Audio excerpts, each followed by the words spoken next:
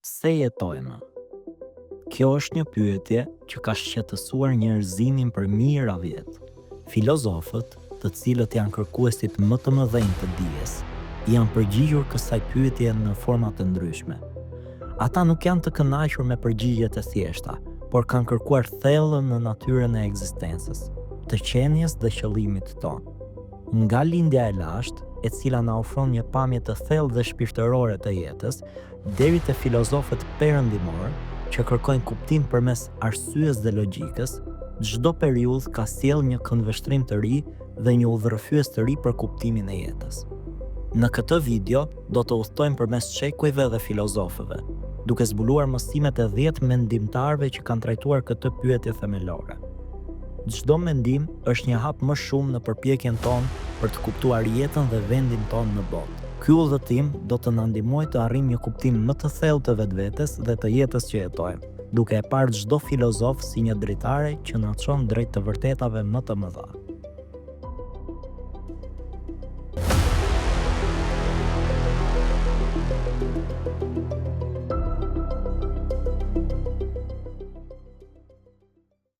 Sokrati, i cili shpesh cilësohet si një nga filozofët më të mëdhenj të gjitha kohërave, e shihte kuptimin e jetës te njohja e vetvetes dhe jetesa me ndershmëri.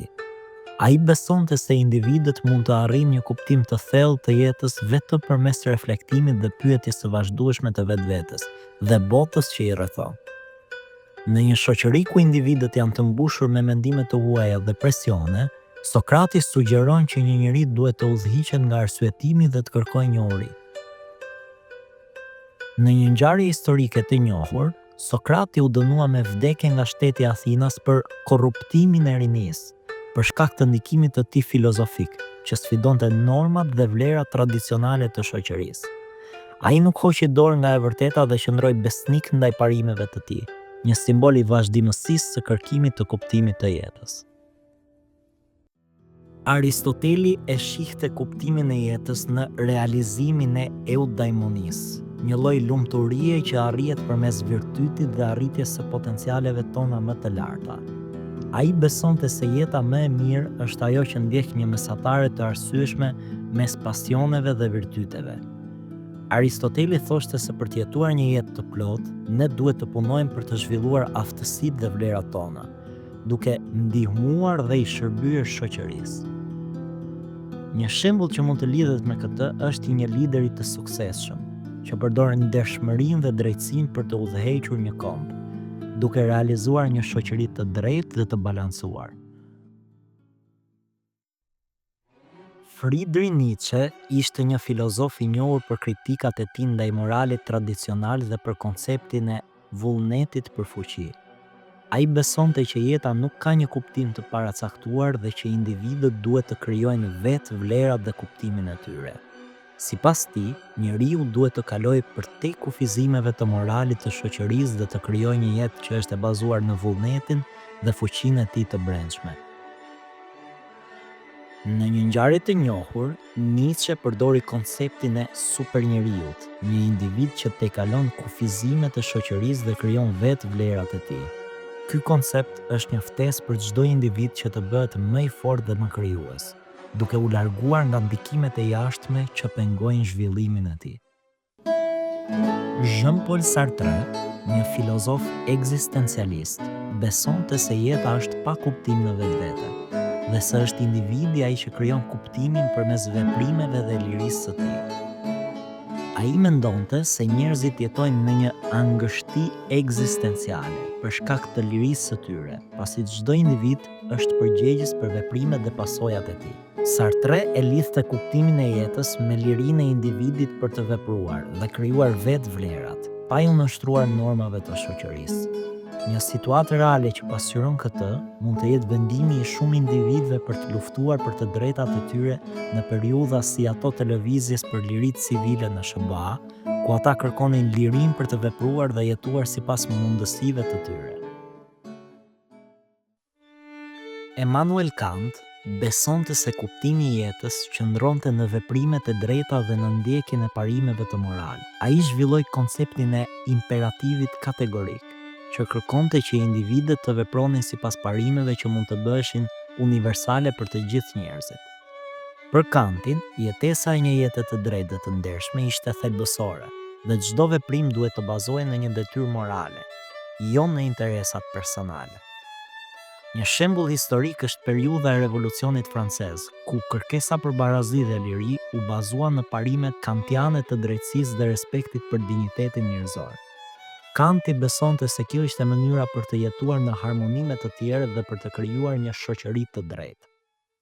Albert Camus besonte se jeta është esencialisht absurde, pasi ajo nuk ka një kuptim të paracaktuar. Megjithatë, ai e shihte këtë absurd si një mundësi për individin që të krijonte kuptim dhe qëllim në jetë përmes revoltës kundër absurdit. Në librin e tij, Miti i Sizifit, Camus përdor figurën e Sizifit, i cili ishte i dënuar të ngjiste një gur të rëndë në lartësi të thepisur pa ndonjë qëllim. Camus argumenton se pavarësisht se jeta është pa kuptim, individët mund të krijojnë një kuptim përmes veprimeve të tyre dhe përpjekjeve të tyre të pandërprera për të kaluar përtej absurdes. Nga kjo merret shpreha e famshme se dikush duhet ta imagjinojë Sizifin të lumtur. Buda besonte se kuptimi i jetës ishte të kapte vërtetësinë dhe të eliminonte vuajtjen përmes dhënies fund dëshirave dhe pasioneve që janë burimi i vuajtjeve. Ai përshkruante 4 të vërtetat e mëdha, si udhëzime për të jetuar një jetë të qetë dhe pa stres. Një shembull i kësaj mund të jetë praktika e meditimit dhe vetëdijësimit, që ndihmon individ të ndryshëm të përballen me stresin dhe vuajtjen e jetës moderne, duke u përqendruar në momentin aktual dhe duke hequr mendimet dhe dëshirat që shkaktojnë këto dhimbje. Descartes besonte se kuptimi i jetës mund të gjendej përmes dyshimit dhe arsyes.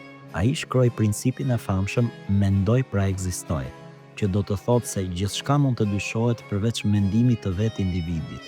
Descartes sugjeronte se për të kuptuar realitetin dhe për të gjetur kuptimin, individët duhet të dyshojnë dhe të vlerësojnë çdo ide dhe përvojë që kanë.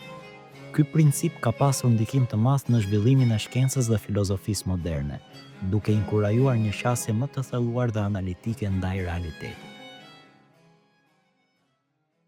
Ndërsa John Stuart Mill besonte se kuptimi i jetës ishte të maksimizojë lumturia dhe mirëqenia e individëve dhe shoqërisë përmes parimit të utilitarizmit. Veprimet që sjellin më shumë dobi për më shumë njerëz janë ato që duhen ndjekur. Mill argumentonte se shoqëritë duhet të sigurojnë mundësi për individët për të zhvilluar lumturinë dhe për të minimizuar vuajtjen.